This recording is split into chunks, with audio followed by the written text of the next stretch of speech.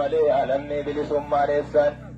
haga yoom dhibbataane tokkicha saree baqataa jiran akka jaldeessaa haga yoom nalloo lamaa jiran akka bineensaa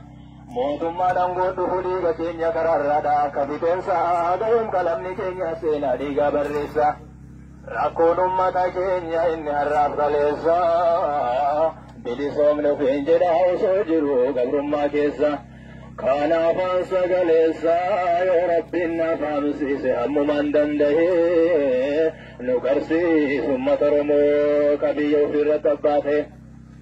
si kadhanne yaa ilaahii yaa mootii mootummaansaa kooni guutu wal gahee nu garsiisu ummata Oromoo ka biyya ofirratti abbaate si kadhanne yaa ilaahii yaa mootii mootummaansaa kooni guutu wal gahee nu garsiisu ummata Oromoo ka biyya ofirratti abbaate. Oromoo jirtu Oromoo Oromoo guutuu jirtu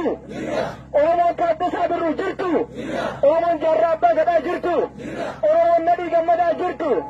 Oromoo Leellisoo Diigaa jirtu Oromoo Jaalala Qomsaa jirtu Oromoo Jaal Magarsaa jirtu calaqqee mallattoo bilisummaa agarsiiftu calaqqee mallattoo mootummaa Oromiyaa kinniisa damma agarsiiftu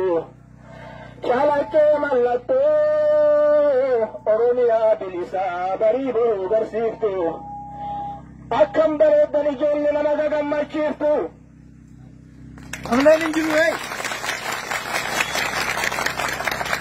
Akkam bareeddan ijoollee nama gagammachiiftu ijoollee walirraa fuutee qabsoo akka xayyaaraa samiirra balaliiftu mee takkatu as baatee kilaashii kan keessaniin xiqqoo nan taphachiiftu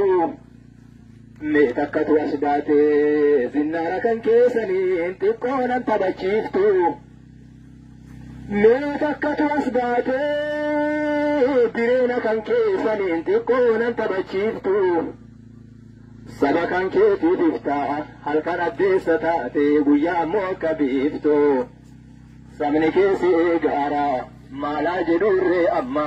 natti miyoon bilisummaa natti